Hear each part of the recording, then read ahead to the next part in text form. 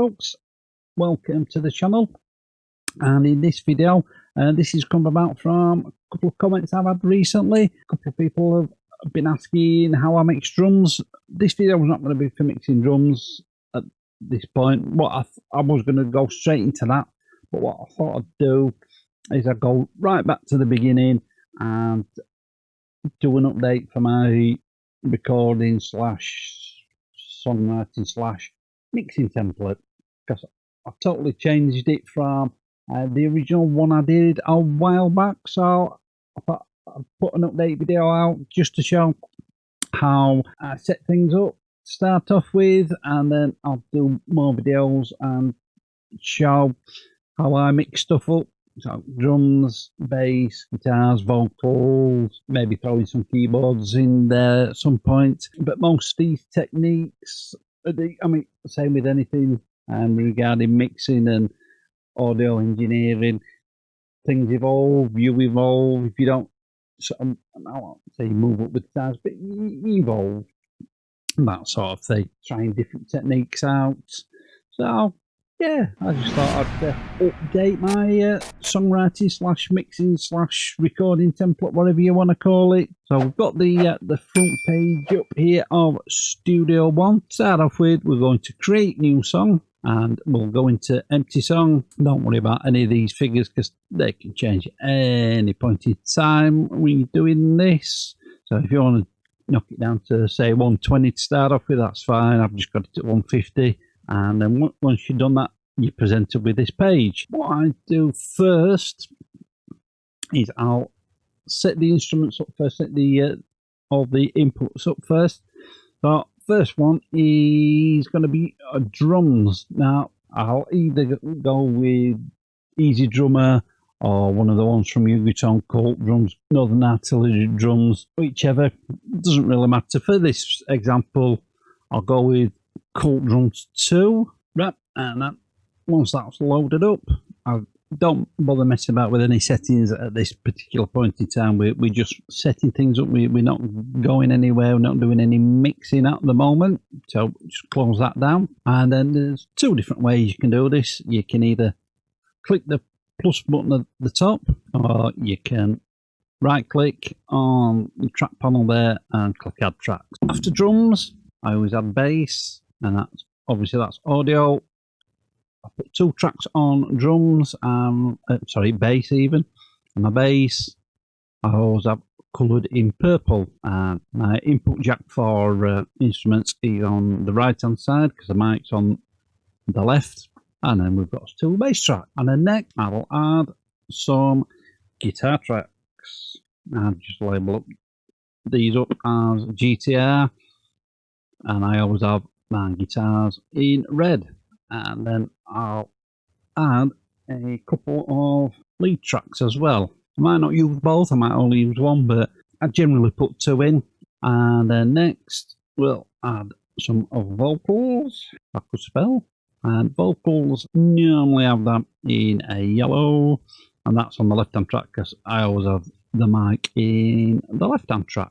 And then if I want to add, in fact, now we need that back up. And then if I want to add any strings or anything like that, any keyboardy parts, let's say go for the MyTie from Presonus, which is one of the inbuilt synth keyboard instruments in Studio One. We'll just add that in there and change the colour of that. Well, that in this slatish colour. Right, and then after that, I usually add some bus channels. These are going to be the submix channels, so I'll sort of put them in a sandy colour. And then after that, I add some effects channels. So these would be like as though I was mixing. I know this is in the digital realm even, and these are for. So these are the effects that you'd have in a rack unit, say distortions, reverbs, delays, that type of thing. Well, them in, I always colour these green. I always have my effects in green. That's just a personal preference. And the reason why I colour everything up is so when I'm mixing and I'll what I'm working on. So if I'm on blue, then I know I'm working on drums, purple bass, etc., etc. And then after that, I had some more bus channels and strings, and these are the final parts before it goes into the master bus. Then I just leave these in the standard colour. So now this is the final bit before it goes in to the master bus.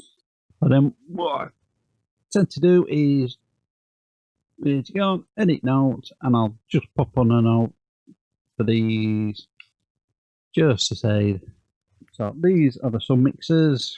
Obviously they're effects, so I don't really need to do anything with them, and these last ones are the stems.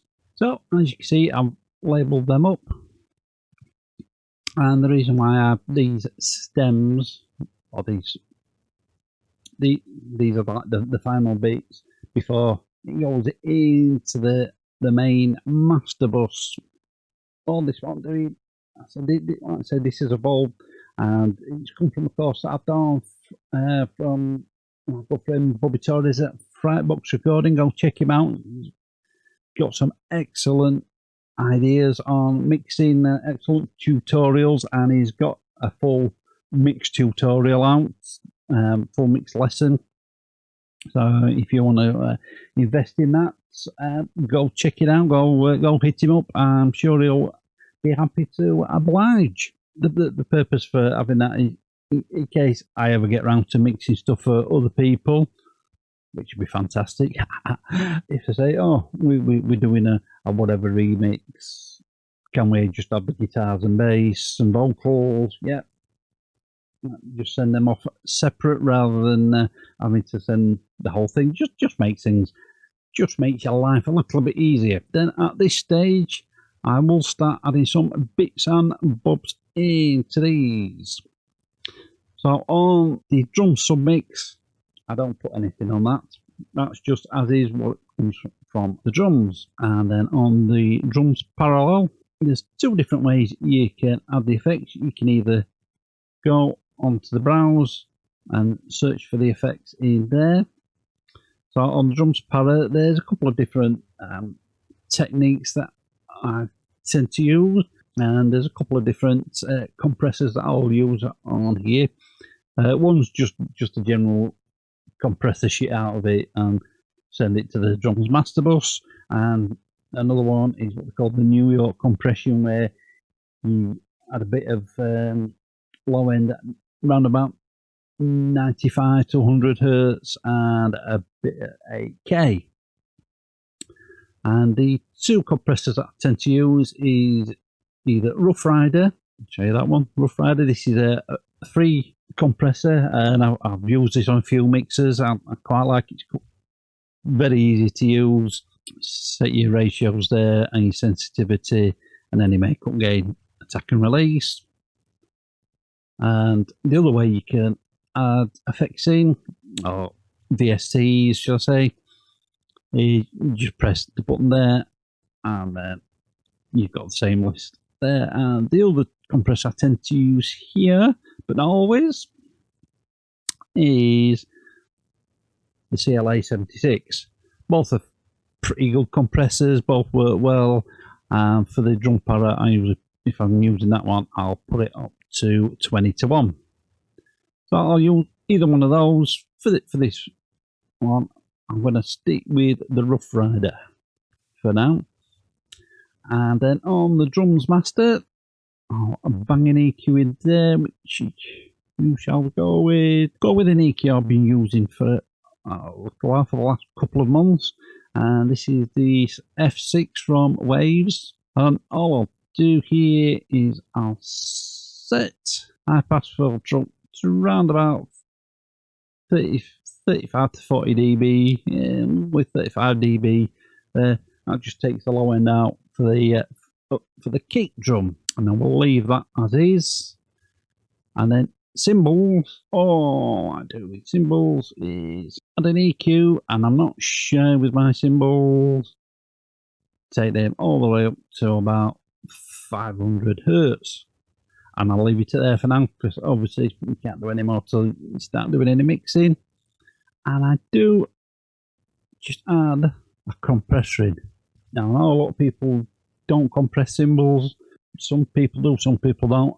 I only put a very, very light touch of compression on a dB at most. And then for bass, same again, this F6 dynamic. To keep that out of the way of the drums, I'll put that to about 50 Hertz, give or take. Sometimes I'll take it up to 60. And then all the guitars, I'll do the same. Start off with the dynamic. I'll take that all the way up to about, start it off at 90 for now. As I go through the process of mixing, that will change. And I will set the low pass in as well. And what I usually do there is put as close to a brick wall can on this, and then start it off around about 8K, just to get shut to the white noise. That's if I'm working with amp sims. If I'm working with the real amp, then I'll have it up a bit higher maybe. It all depends on the mix at the time, on the source material. But yeah, we're working with amp sims. I'll usually cut it off at about anything from 8K downwards, anything over 8K, even sort of anything above 6.5K can be just white noise. And then just for the sake of it, I'll add the same EQing for the vocal. I'll put that up to about 100 Hertz for that one to start off with. Right, for the effects channels, the first one, this one is going to be drum distortion. And for this one, I just want a distortion plugin, not an amp sim, sort of distortion or saturation plugin. So the two I tend to use is either the red light distortion that comes with Studio One, pretty good. It's the one I use the most. The other one I tend to use every now and again, depending on what mood I'm in, is this. It comes up, this Berserker from Waves Audio. That's a pretty good one as well. But for this example, I'll go with the red light. Start off with bang all the way down to 0, and then when I'm mixing the drums, that's not interfering. And then the next effects channel is Slapback Delay.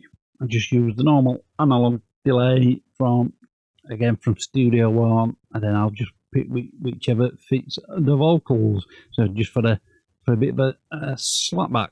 And then another delay, that general delay, perhaps used for vocals, maybe for guitars and such thing every now and again, is this one from Joey Sturgis, and this is called the Saw, and it's just a general tape delay. It's pretty cool. I've used it on a few bits and bobs. In fact, I've actually started using this as a delay on guitars. Funnily enough, it actually works quite well. That's one I use on there. And then the next one is lead delay. And same again, I'll either use that one, excuse you, or the analog delay, someone from Nembrini. So I'll just pick one of those. In fact, I'll go with, for this template, I'll go with the Nembrini. That's for the leads delay. And then these last two are reverbs. Verb 1 and Verb 2. I'm mainly using for drums, but yeah, you put your vocals through these, no problem. And why I've got two verbs, one for a longer reverb and one's a short, snappy reverb. And the two that I use most often, I know it says it might get loud production, it might get loud productions, but this is, they're now known as Ugritone, is this 1989 reverb. Put that to 100% wet. I'll just put a bit of a low and high pass filter in there, and I usually tend to use these on a longer delay, not delay reverb even. So this is my longer one. To have a look, that's one I do tend to use. What the big lush 1.75 seconds. So we'll stick with that one for now, but obviously I can change that. And then for the shorter reverb, I use this oral verb from Audio Assault. I tend to use the drum plate one. I will put a little bit of pre-delay in there. Same again, I'll put the mix to 100%. Sometimes I have to put the output, turn the output up as well, because it's quite a bit lower than the other reverb. But yeah, that's pretty cool. And then for these masters. Start off with, I'll just put basic dynamic EQs on there. So this is the one I've been tending to use the most so far. And for the drums ones, just put a low shelf in there, about 50 hertz, just to get shut of the muddiness. And it's a shelf rather than a cut, so you're still allowing that low end through, but it's controlling that low end. It's basically the same for the bass, just the same for the guitars, vocals, and for the strings. I'll just leave them as they are for now. So they're just, with these being at the end, it's just really tiny notches of minus 0.5 dB for any little cuts. And then on the master track, I just put the SSL bus compressor, ratio about 2:1, auto on the release, attack at 10, and then don't have any makeup gain on at all. I'll leave that for now, and then I can adjust that to as and when I start mixing. As I'm going along mixing, I will add a tape VST, because we all like a bit of tape in there, just to give it that sort of analog feel, if you will, and a bit of gain reduction as well. But that's the basic VSTs that I start off with. I don't, at this point in time, I'll not put any routing on the instrument tracks until we start mixing, but just to make my life a bit easier and a bit quicker when we start, I will start adding some routing on here. So the drums, I'll add them to the drums para and the drums master, and I'll set everything to 0, so we know everything is going at the same volume. And then the para, that goes into the drums master, and then the drums master goes into the drums distortion, and then also into the drum stem. And then the same again with the cymbals, they go into drum distortion and then into the drums stem. Bass, that just goes straight into the bass stem. Same with guitars, that goes into the guitars, and then same with the vocal. I haven't got a strings submix on there. What I've tended to find is if I have more than one stringed instrument, I'll do the mixing actually on the strip itself, and then I'll send that directly to the strings stem. And then on the FX channels, you haven't got any sends on there. So what you have to do is, where it says main, you just click on there, and then you can send it into the submix. Drums, obviously, to the drum distortion. Slapback delay, that is going to the vocals. Same with that delay. Please delay, that goes to guitar. And then verbs go into my drums. That's how I set things up. And then to save it as a template, all you do is go into file, save as template, and recording / mix temp 1.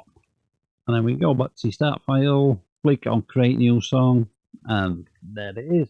So there you go, folks. That's the updated version of my mixing template. Yeah, it's evolved from what I did at the start when I started recording. In fact, I have been using this sort of template for the last couple of months or so, and I think I've been getting some pretty good results. So that's all for this video. Let me know what you guys think down in the comments, and I'll catch you in the next one. Right, folks, I hope you enjoyed that video. You can follow me on social media, and you can get my music online. And if you want to support the channel, there's Buy Me a Coffee and PayPal links. They're all down in the description. Click up here to subscribe, and click the link down there for videos that you may not have seen. Keep it loud and keep it heavy.